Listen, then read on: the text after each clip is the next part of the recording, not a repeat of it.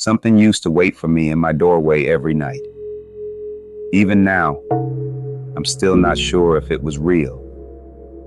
I was 5 or 6 when it began. Sometimes I'd wake in the middle of the night, heart thudding so hard it seemed to echo off the walls.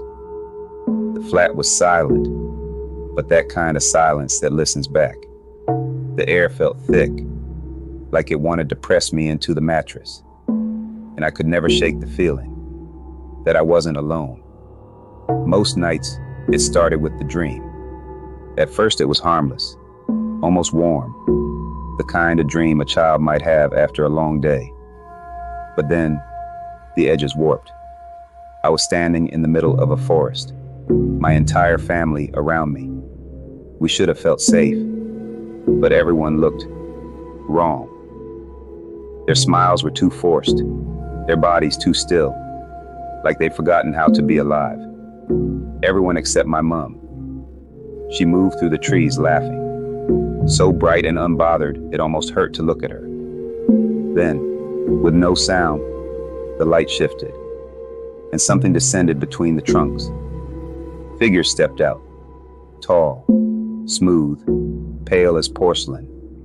They weren't monsters, but they weren't human either. The air rippled around them, thick with the pressure of something other.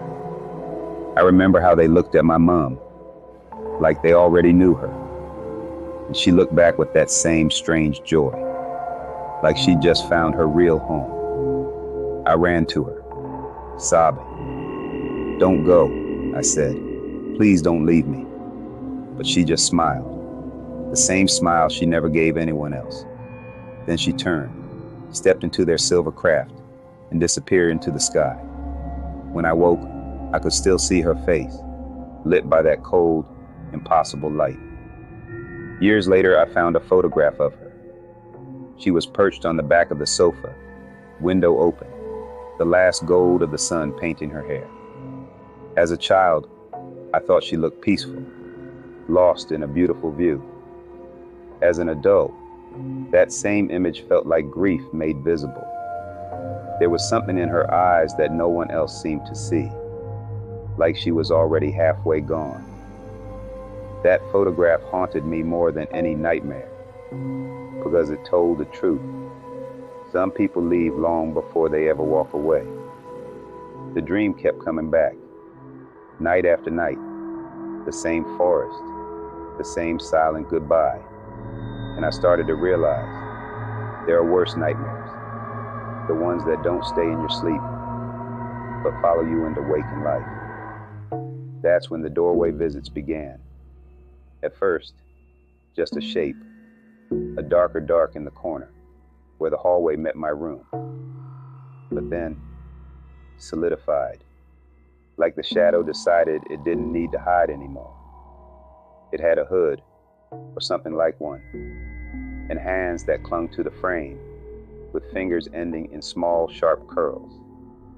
Its eyes, or what I thought were eyes, shimmered faintly, like moonlight on black water. It never moved, never spoke, just watched. Sometimes I'd squeeze my eyes shut, hoping the darkness would forget I existed. But even with my eyelids closed, I could feel its stare burning through the blanket. Other times, half asleep, I'd open my eyes and it would still be there, patient, waiting. When I absolutely had to go to the bathroom, I'd whisper promises to myself. "You can do this. You can make it." I'd crawl out from under the blanket, step onto that cold floor, and in that instant, it would vanish. No sound, no motion, just gone, like it was letting me pass, giving mercy. I'd run, heartbeat roaring in my ears, glance over my shoulder a dozen times, finish, and sprint back to bed. The second my head hit the pillow, it was there again. Back then, I told myself it was the flat. Everyone in Poland knows older buildings keep their ghosts. My grandmother used to say, "The walls remember more than the living ever will." So I blamed the walls, or maybe I blamed myself. an only child with too much imagination, and no one to say, it's okay, it's just a dream. But time moved on. I moved to the UK, left behind that building, that hallway, that door. And for years, nothing. No dreams, no eyes in the dark. Until one night, decades later, when a familiar stillness crept back into my room. No wind, no sound, just the weight of something unseen pressing against the air.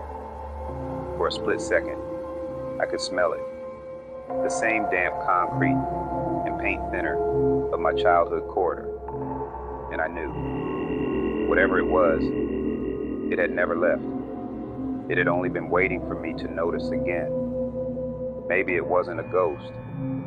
Maybe it wasn't anything you could name.